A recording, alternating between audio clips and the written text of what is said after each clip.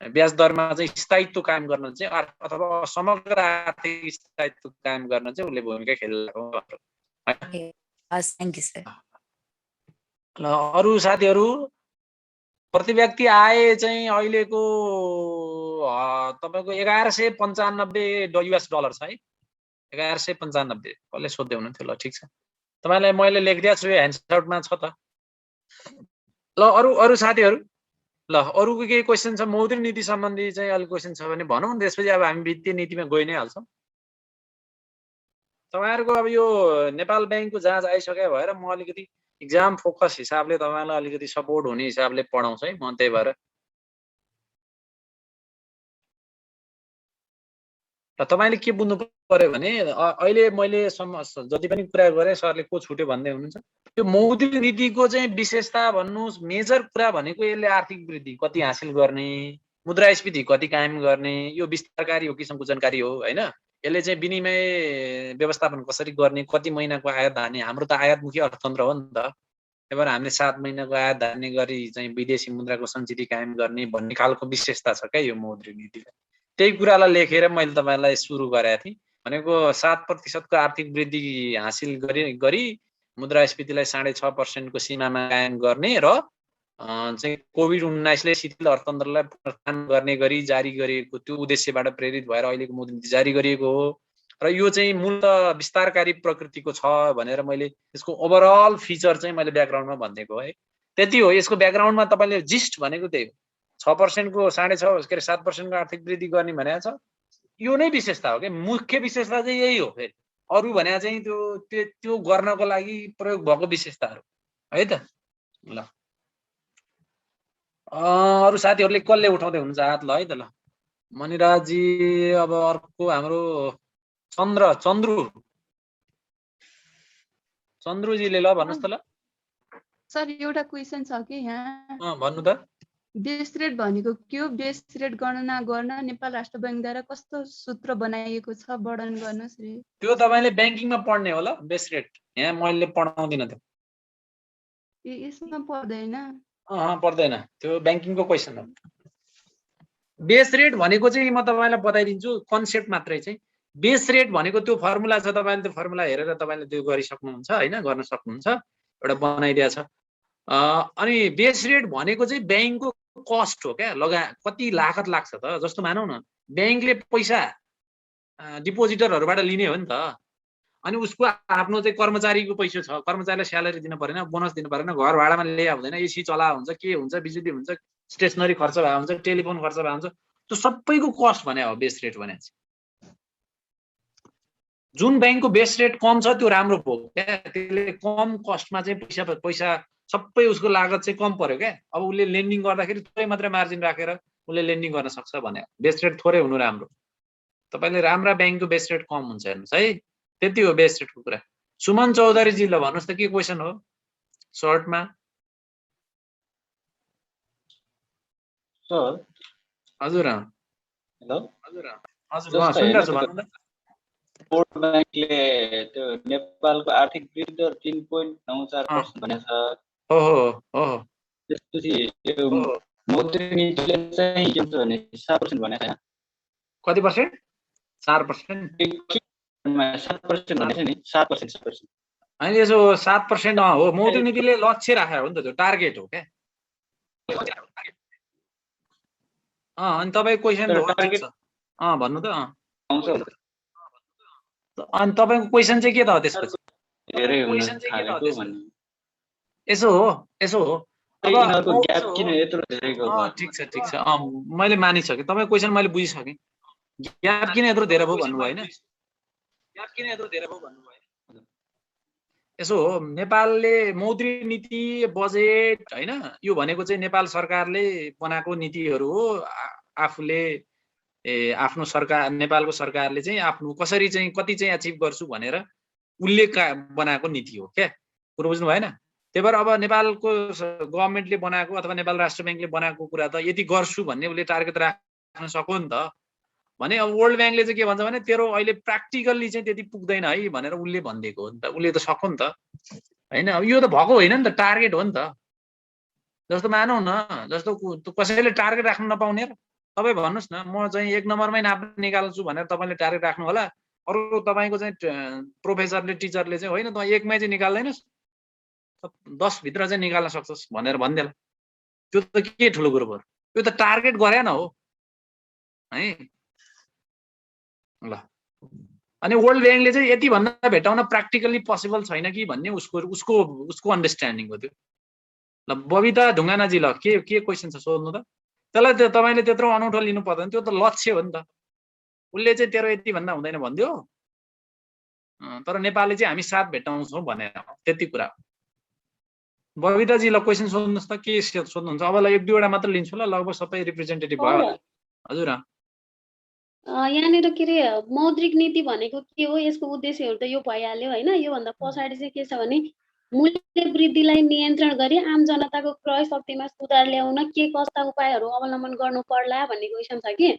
हो त्यसलाई कसरी लेख्ने छ? ए तपाईलाई एउटै क्वेसनमा हो त्यो तिनटै कुरा?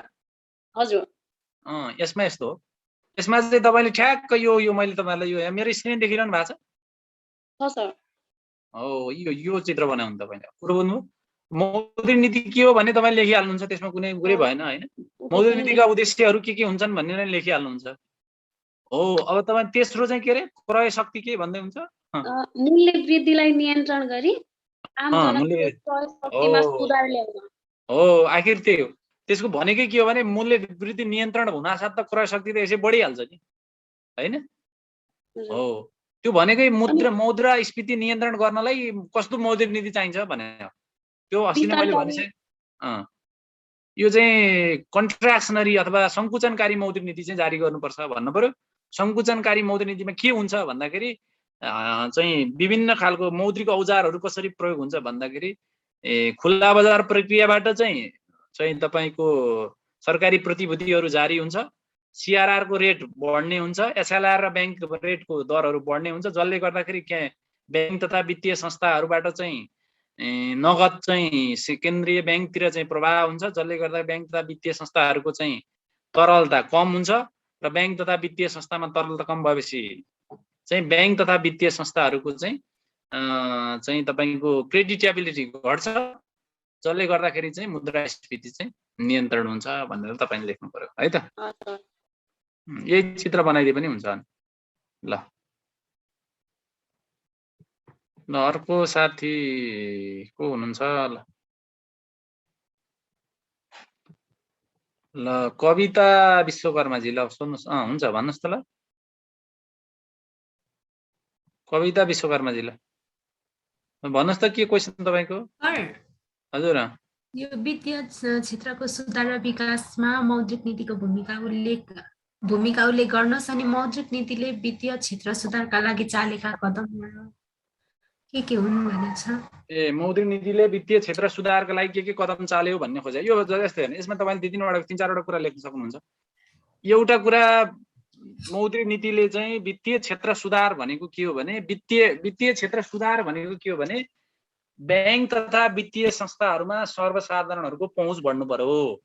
बैंक तथा वित्तीय संस्थाहरूले संस्थागत सुशासन कायम गर्नु पर्यो हैन। बैंक तथा वित्तीय संस्थाहरू चाहिँ अनुशासित रूपमा चाहिँ आफ्नो व्यवसाय सञ्चालन गर्नु पर्यो। लगानीकर्ताहरूको चाहिँ मनोबल चाहिँ उच्च हुनु पर्यो र बैंक तथा वित्तीय संस्थाहरू चाहिँ अर्थतन्त्रलाई चाहिँ ड्राइभ गर्ने चाहिँ केन्द्र हुनु पर्यो। त्यही हो वित्तीय संस्थाको सुधार भनेको चाहिँ। त्यो मौद्रिक नीतिले के व्यवस्था गर्छ भन्दाखेरि जति पनि मौद्रिक नीतिको चाहिँ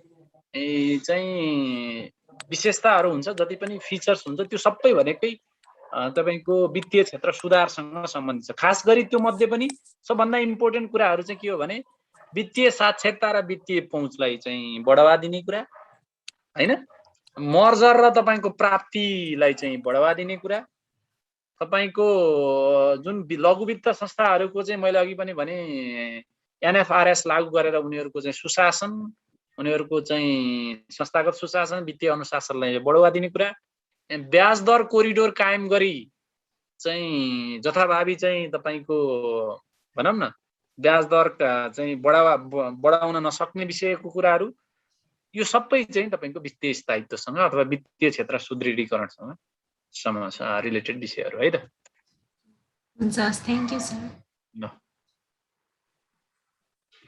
ल धन्यवाद है त। ल ल तपाईँलाई धेरै धेरै धन्यवाद।